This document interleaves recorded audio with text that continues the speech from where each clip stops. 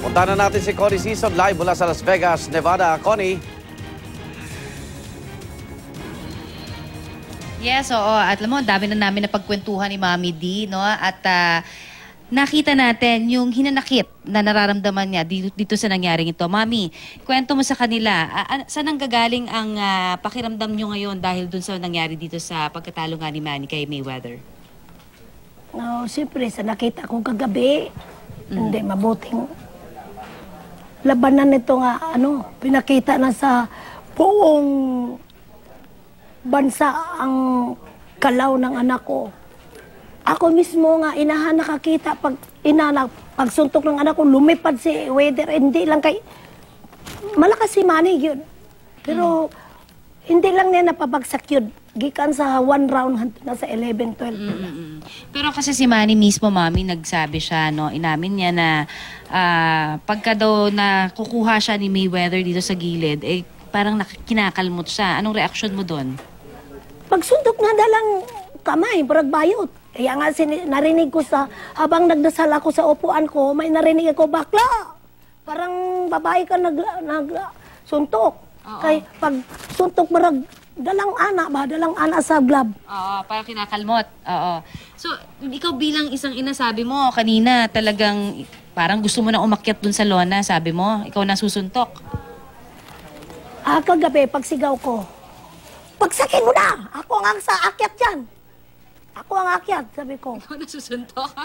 So, talagang galit na galit ka. No? Mami talagang... Nagalit ako kasi marumi siya. Paano paggalaw? Di makasuntok si Manny, yakapin niya. Nasaktan naman, nakita ko nasaktan si Mayweather eh. Hinakap niyang yung mga kamay niya para hindi makaganon.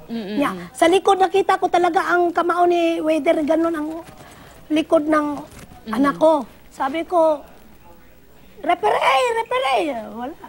Di ta na pakinggan. Kung naririnig ka, halimbawa, kunyari... Foul yan, foul. Kung katapat mo halimbawa pero ngayon...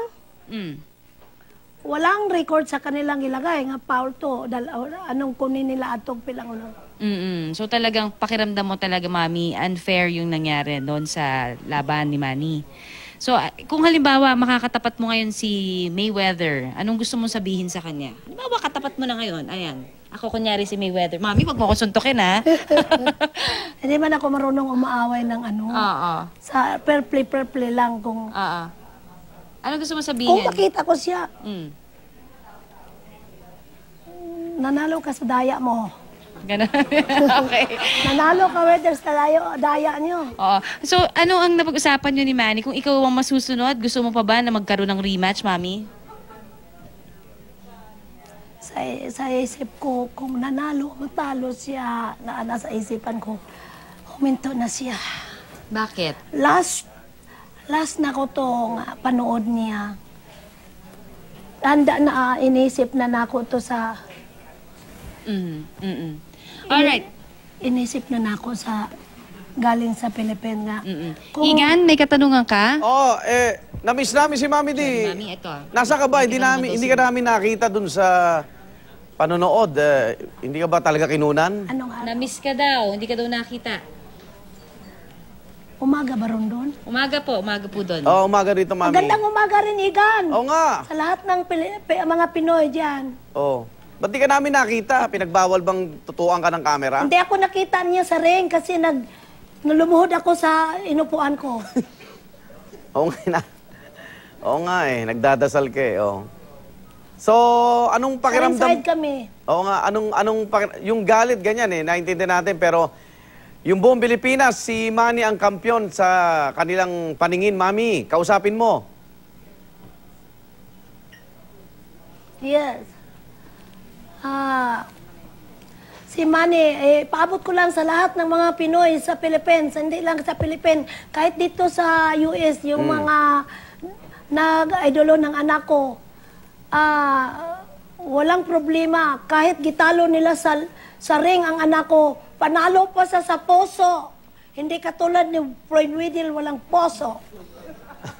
Ayan, talagang galit na galit, Igan, si Mami Oo nga D. eh. No? So, Bilang isang ina, syempre, nararamdaman natin yung kanyang disappointment. Lalaban pa ba si Manny, Mami D, o magre-retiro na?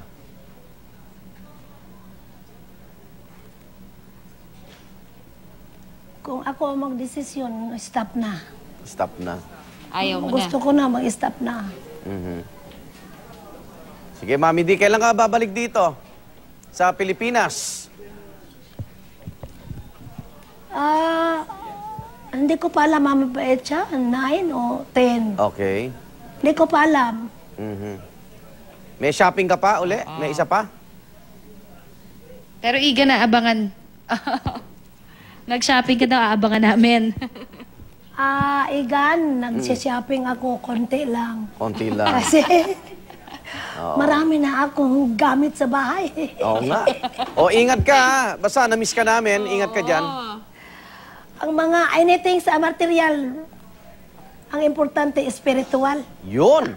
Galing kay Mami D. Alright. Connie. Papasalamat na tayo muli kay Mommy D. Thank you very much. Oo. Thank you, Igan. Thank you, Connie. Connie Season Live mula sa Las Vegas. Igan, Salamat. sa pag-interview nyo. Maraming salamat.